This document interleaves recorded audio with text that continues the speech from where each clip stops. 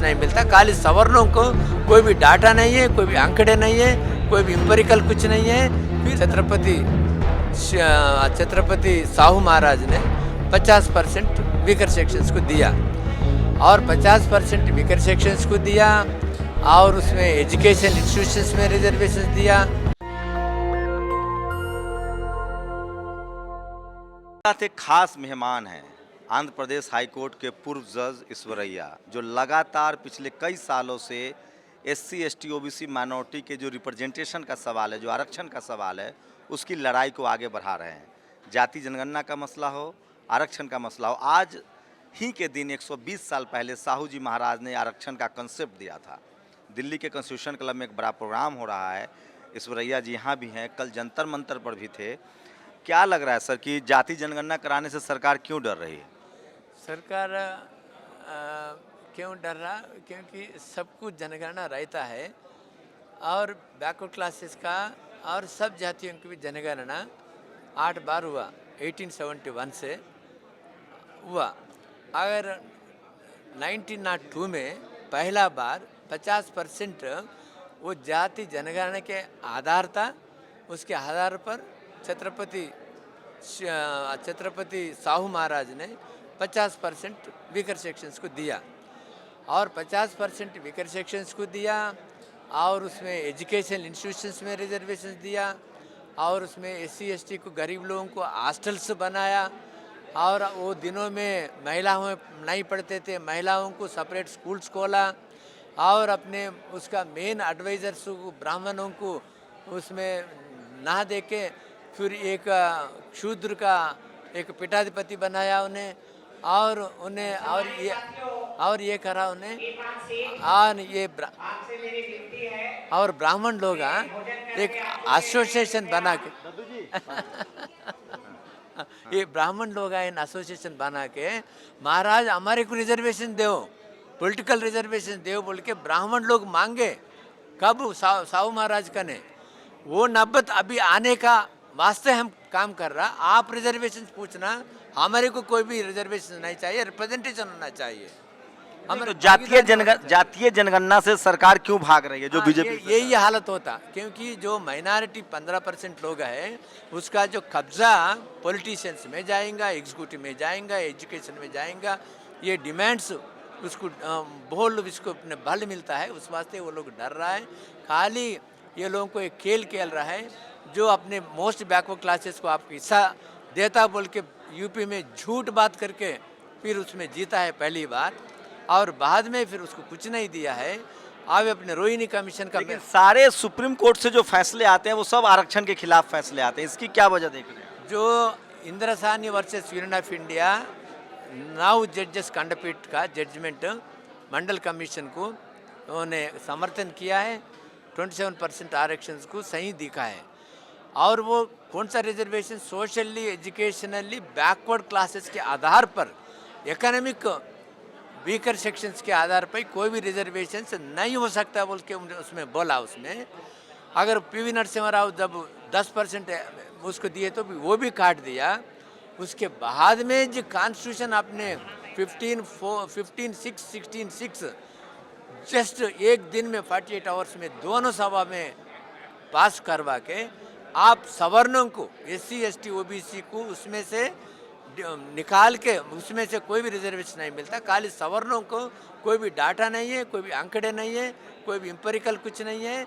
फिर 10% अब देता है और 27% में खाली तो क्या लग रहा है ईवीएस जो इकोनॉमिक वीकर सेक्शन का रिजर्वेशन है वो अनकॉन्स्टिट्यूशनल है? अनकॉन्स्टिट्यूशनल है। मैं फाइल किया आज president national commission all India backward class federation का, मैं जो फाउंडर प्रेसिडेंट हूँ, मैं केस दाखिल किया, उसमें केस डाला, वो सिनो कमीशन का रिपोर्ट डाला। उन्हें नरेंद्र मोदी भी अगेंस्ट करा, कोई भी इकोनॉमिक रिजर्वेशन नहीं हो सकता। उन्हें गुजरात का मुख्यमंत्री आए, वो पूरा उसमें मैं जिक्र किया है मैं जी। तो कैसे करेंगे? सुप्रीम कोर्ट में 3 साल से मामला है, उस पर तो सुनवाई हो नहीं रही है। उस वास्ते ये अपने प्रजा कोर्ट में डिसाइड होगा, मगर सुप्रीम कोर्ट में कुछ डिसाइड नहीं होगा, ये पार्लियामेंट में डिसाइड नहीं होगा। उस वास्ते हम प्रजा कोर्ट में ये डिसाइड करवाने का, वो कुर्सी पलटवाने का, फिर हमारे हिस्सा लेने का हमारे आंदोलन है। क्या लग रहा है, कोलेजियम सिस्टम है, जजों में भी डाइवर्सिटी नहीं है, सुप्रीम कोर्ट हाई कोर्ट के जजों में भागीदारी नहीं है, आपका कैसा अनुभव रहा एक जज के तौर पे? आप ओबीसी कम्युनिटी से आते हैं, इसमें your own experience? My own experience is, क्योंकि वहाँ मेजॉरिटी है वो लोगों का, जो SC ST लोगों का माइनॉरिटी है, और कोई भी SC ST जजेस भी है उसका कमिटमेंट नहीं है, और उसकी लपेट में चले जाते हैं लोग। उस वास्ते अभी एक जैसा एक वो लोगों का एक प्लानिंग है, एक स्कीमिंग है, उसके हिसाब से उसको बेटा, उसको जो पोतरा, उसको जो रिश्तेदार, उसको जो सिलसिला एक एक एक मेंबर ऑफ पार्लियामेंट में बोला उन्हें, कितना बेहतरीन आर्ग्यू करा केरला के मेंबर ऑफ पार्लियामेंट में। वो वेंकैया नायडू भी बहुत अच्छी तारीफ करा उसको, ऐसा MPs होना बोल के, फिर भी वो लोग समझ में नहीं। क्या लग रहा है पॉलिटिकल लीडरशिप की चुप्पी है? SC ST OBC के मेंबर ऑफ पार्लियामेंट मिला दे टोटल तो बहुमत की सरकार है। SC ST OBC जो मेंबर ऑफ पार्लियामेंट है वो लोग किसका है? कांग्रेस का MP, BJP का MP, बहुजन समाज का पार्टी MP, दूसरा का MP है, मगर वो SC का MP, समाज के MP नहीं है, वो BC का MP नहीं है, वो ST का MP नहीं है। वो लोगों का एक दायरे में रह के बात करना, नहीं तो उसको टिकट नहीं मिलता। लेकिन सर कानून तो संसद से ही बनेगा ना। संसद की उसका जो पार्टी हाईकमांड की खिलाफ में नहीं अगर बात करने का उसको है हक, कॉन्स्टिट्यूशनल राइट है, मगर उसको सीट नहीं देंगे, उसको दबा देंगे, उसको किनारे कर देंगे उसको। तो क्या लग रहा है आज आम जनता में आपकी क्या राय है? क्या जनता में बदलाव हो रहा है? लोग महसूस कर रहे हैं अपने एजुकेशनल राइट्स की? आम जनता में बदलाव हो रहा है, उस वास्ते SC ST मुस्लिम्स सिख ईसाई सब लोग फिर अपने से मिलके काम करने को ये सोशल रेवोल्यूशन अलायंस बना। अपने दादू प्रसाद जितने भी ऐसे संगठन है, हम सब इकट्ठे होके, सब अपने हर एक संगठन अलग अलग है, मगर हम सब मिलके भी एक जो कॉमन मुद्दे के ऊपर जन आंदोलन खड़े करना चाहता है। नेशनल लेवल में, स्टेट लेवल में, डिस्ट्रिक्ट लेवल में एक जल्दी में अपने RSS से कई गुना बड़ा यह ऑर्गेनाइजेशंस में अपने बढ़ेंगे, और जन जन तक हमारी आवाज़ आपके द्वारा फिर पहुंच जाएंगे। जुडिशियरी पर क्या कमेंट करेंगे? आज की जो हालत है जुडिशियरी की, उससे कोई उम्मीद है? जुडिशरी से कोई भी उम्मीद नहीं है, जुडिशरी से कोई भी उम्मीद नहीं है।